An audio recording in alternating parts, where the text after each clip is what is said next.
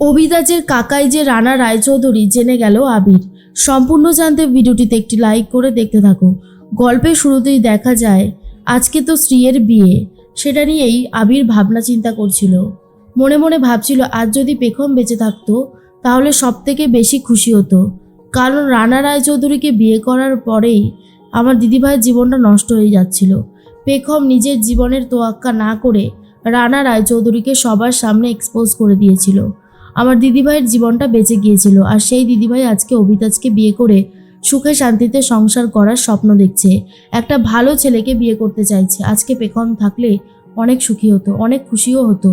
এর মধ্যেই দেখা যায় আবিরের মনে পড়ে যায় পুরনো দিনের কথা, কিভাবে পেখমকে খুঁজে বার করেছিল, কিভাবে পেখমকে নিয়ে গিয়েছিল সৎকার করার জন্য, সেই সমস্ত কথা মনে পড়ে। আর আবির প্রচণ্ড কষ্ট পায়, তার জন্য ছাদে এসে সমস্ত ফুল গাছের টব এদিক ওদিক ভেঙে ফেলে। চারিদিকে জিনিসপত্র ছড়ানো ছিটানো হয়ে রয়েছে। আবির ভাবতেই পারে না পেখম আর নেই। ঠিক সেই মুহূর্তেই টবের মধ্যে থেকে একটা জিনিস পেয়ে যায় আবির, সেই পেন ড্রাইভটা। আর যেটা দেখার পরেই চমকে গেছে আবির, আর বলে এটা কি, এটা কি তাহলে পেখম এখানে রেখেছিল? যেই পেন ড্রাইভটা খোঁজার জন্য রানা রায়চৌধুরী অভিতাজের কাকার ছদ্মবেশ নিয়েছে, বারবার পেখমের ঘরে এসে সার্চ করছে, সেই জিনিসটা অবশেষে এত বছর পর আবিরের হাতে চলে এসেছে। আবির আর দেরি না করে সেগুলো নিয়ে যাচ্ছে ঘরে, সেগুলো দিয়েই সব কিছু দেখতে চাইছে। অন্যদিকে দেখা যায় যে আবির এদিকে এই কাজটা করছে, আর অভিতাজের কাকা মানে রানা রায়চৌধুরী রঞ্জন বাবুর ছদ্মবেশ নিয়ে তত্ত্ব নিয়ে একেবারে হাজির হয়ে গেছে আবিরের বাড়িতে। তখনই স্বর্ণালী বলে, আপনি এসে গেছেন, খুব ভালো হয়েছে, আসুন আসুন বসুন। এর মধ্যেই রানা রায়চৌধুরী বলে, না না আমি ঠিক আছি, বিয়ে বাড়িতে আমাকে নিয়ে একদমই ব্যস্ত হতে হবে না। আমি জানি একটা বিয়ে বাড়িতে ঠিক কতটা চাপ থাকে, আর আমি তো এসেছি এই সমস্ত তত্ত্ব নিয়ে। দেখুন আমার তো তিনকুলে এখন আর কেউ নেই, আর অভিতাজেরও কেউ নেই আমি ছাড়া, আমরা দুজনাই ছেলে। আর এই যে দেখতে পাচ্ছেন যারা মহিলারা তত্ত্ব নিয়ে এসেছেন, ওনারা হলো সব থিয়েটারে, নাটকে, সিনেমায় কাজ করার মেয়েরা, যারা অভিনয় জানে, আর তাদেরকে দিয়ে আমি এই অভিনয়টা করাচ্ছি। আর এটা শোনার পরে স্বর্ণালী বলে, সত্যি রঞ্জনবাবু আপনি পারেনও বটে, আপনাকে যতই দেখি ততই অবাক হয়ে যাই। রঞ্জনবাবু বলে, না না অবাক হওয়ার কিছুই নেই, আসলে আমি সবসময় বলেছি, আজও বলছি, আমি চাই অভিতাজের বিয়েটা খুব সুষ্ঠুভাবে ভালোভাবে হোক, কোনো কিছুর অভাব যেন মনে না হয়, সেই জন্যই যতটুকু পারছি ততটুকুই চেষ্টা করছি। এর মধ্যেই তমালিকা বলে, বলছিলাম কি আঙ্কেল, আপনি গায়ে হলুদটা এনেছেন তো? তখনই বিক্রম মানে দেখা যায় রঞ্জনবাবু বলে, হ্যাঁ হ্যাঁ এনেছি তো, এই যে। এর মধ্যেই রানা রায়চৌধুরী তমালিকার হাতে গায়ে হলুদটা তুলে দেয়, কিন্তু তমালিকার সাথেও একটু খারাপ বিহেভিয়ার করতে থাকে, যেটা দেখার পর তমালিকার খারাপ লাগে, কিন্তু তমালিকা সেই ব্যাপারটাকে অতটা বেশি পাত্তা দেয় না। এর মধ্যেই সিঞ্জিনি বলে, সত্যি আঙ্কেল আপনার যা এনার্জি না, জাস্ট দারুণ, মানে আমি যখন অফিসে যাই, অফিস থেকে এসে প্রচণ্ড টায়ার্ড হয়ে পড়ি, কিন্তু আপনি কি সুন্দর সব কিছু একা হাতে সামলাচ্ছেন, যেটা দেখে আমার খুবই ভালো লাগছে। তখনই রানা রায়চৌধুরী বলে, এইটুকু তো করতেই হবে, আসলে আমার খুব এনার্জি, ছোটোবেলা থেকেই না আমি দারুণভাবে কাজ করতে ভালোবাসি। কাকাই তখন বলে, সেজন্যই তো দেখছি আপনি কি সুন্দর সব কিছু ব্যবস্থা করছেন, যতই প্রশংসা করি সবটাই কম হয়ে যাবে। মনে মনে একটা কথাই রানা রায়চৌধুরী ভাবে, শ্রীয়ের সাথে অভিতাজের বিয়ে হওয়াটা দরকার, না হলে আমি কোনোভাবেই পেখমের ঘরে গিয়ে পেখমেরই রাখা ওই পেন ড্রাইভটা উদ্ধার করতে পারবো না।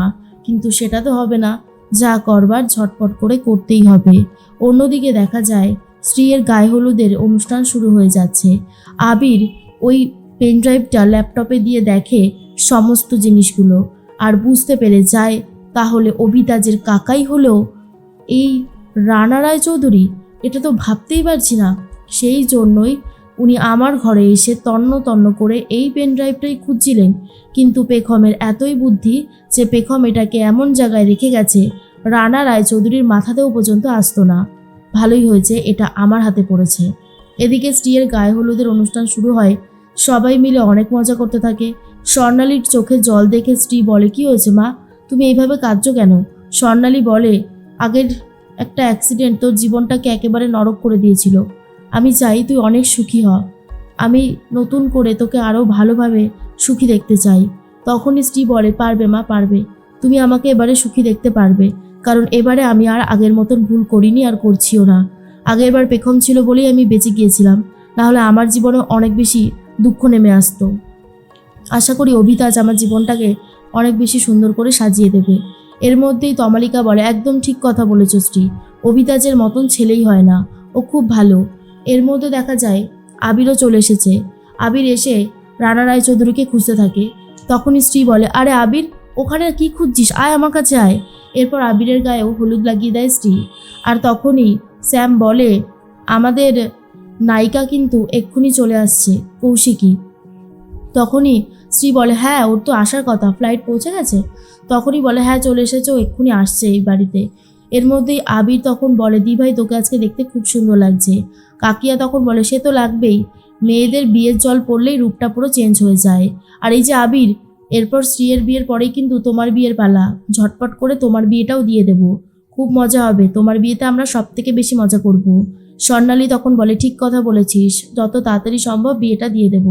এদিকে কৌশিকী আসছে, ফোনে কথা বলতে থাকে তার বাড়ির লোকের সাথে, আর বলে, জানি না আবির আমাকে চিনতে পারবে কি না, কতগুলো বছর পর আমি আবিরকে দেখতে চলেছি, আচ্ছা আবির আমাকে চিনতে পারবে।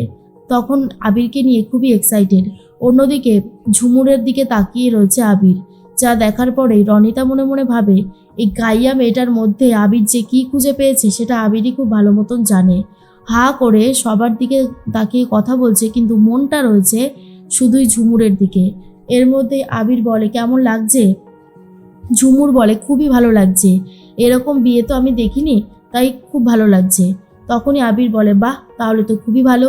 এদিকে স্যাম রানা রায়চৌধুরীকে বলে, আঙ্কেল আপনার তো দেখেছি অনেকগুলো স্কুল আছে, আমি সোশ্যাল সাইডে আপনার ব্যাপারে দেখছিলাম। তখনই মনে মনে রানা রায়চৌধুরী ভাবে, আমার বিরুদ্ধে সোশ্যাল সাইডে গিয়ে বেশি খোঁজ না করাই ভালো, তাহলেই কেঁচো ঘুরতে গিয়ে কেউটে বেরিয়ে আসবে। এর মধ্যে আবির মনে মনে ভাবে, রানা রায়চৌধুরীকে ধরতে গেলে আমাকে অন্যভাবে প্ল্যান করতে হবে, ডিরেক্ট গিয়ে ধরা যাবে না, তাতে হিতের বিপরীতই হতে পারে। অন্যদিকে দেখা যায় কৌশিকী তো চলে এসেছে। কৌশিকীর গাড়িটা থেমে গেছে, আর কৌশিকী গাড়ির মধ্যে থেকে নেমে আসছে। সবাই তো কৌশিকীকে দেখেই পুরো অবাক হয়ে গেছে। কৌশিকীকে আবির চিনতেই পারেনি। এর মধ্যে কৌশিকী বলে, আবির তুমি আমায় চিনতে পারছো না? পাশেই দাঁড়িয়েছিল ঝুমুর। ঝুমুরকে দেখার পর কৌশিকী বলে, পেখম, পেখম বেঁচে আছে? তখনই রনিতা বলে, না না কৌশিকী, ওটা পেখম না, ও হলো ঝুমুর, যাকে হুবহু পেখমের মতন দেখতে, কিন্তু পেখম না। আর তখন ঝুমুরও অবাক হয়ে যায় কৌশিকীকে দেখে। আর এদিকে আবিরের মনটাও অনেকটা খারাপ হয়ে যায়।